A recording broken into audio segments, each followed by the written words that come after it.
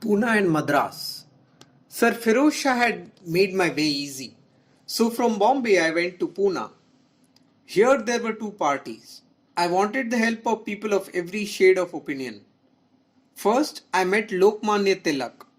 He said, "You are quite right in seeking the help of all parties. There can be no difference of opinion on the South African question, but you must have a non-party man for your president. Meet Professor Bhandarkar. He has been taking no part of late in any public movement, but this question might possibly draw him out. See him and let me know what he says. Let me know what he says. I want to help you to the fullest extent.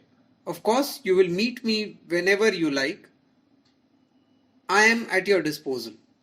This was my first meeting with the Lokmanya. It revealed to me the secret of his unique popularity. Next I met Gokhale. I found him on the Ferguson College grounds. He gave me an affectionate welcome and his manner immediately won my heart. With him too, this was my first meeting, and yet it seemed as though we were renewing an old friendship. Sir Firoz Shah had seemed to me like the Himalaya, the Lokmanya like the ocean, but Gokhale was the Ganges. One could have a refreshing bath in the holy river.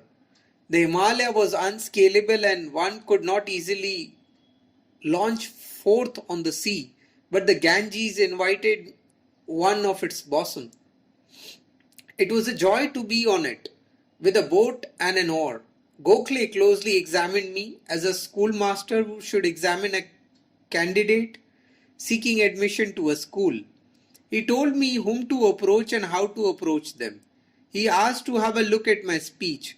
He showed me over the college, assured me that he was always at my disposal, asked me to let him know the result of the interview with Dr. Bhandarkar, and sent me away exultantly happy. In the sphere of politics, the place that Gokhale occupied in my heart during his lifetime and occupies even now was and is absolutely unique. Dr. Bhandarkar received me with the warmth of a father. It was noon when I called on him.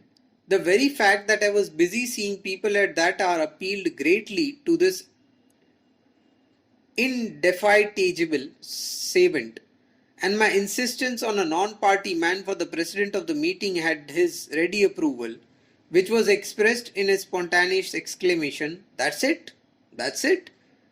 After he had heard me about, he said, "Anyone will tell you that I do not take part in politics, but I cannot refuse you. Your case is so strong and your industry is so admirable that I cannot decline to take part in your meeting. You did well in consulting Tilak and Gokhale. Please tell them that I shall be glad to preside over the meeting to be held under the joint auspices of the two sabhas. You need not have the time of the meeting from me. Any time that suits them will suit me." With this, he bade me goodbye with congratulations and blessings. Without any ado to this attitude, and selfless band of workers in Poona held a meeting in an unostentatious little place and sent me away rejoicing and more confident of my mission. I next proceeded to Madras.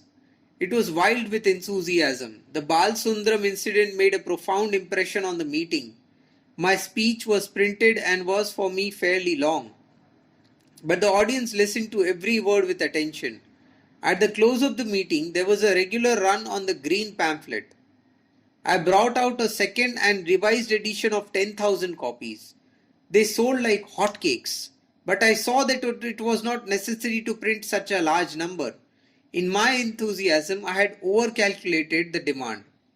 It was the English-speaking public to which my speech had been addressed, and in Madras, that class alone could not take the whole 10,000. The greatest help here came to me from late Sri G. Parmeshwaran Pillai, the editor of the Madras Standard.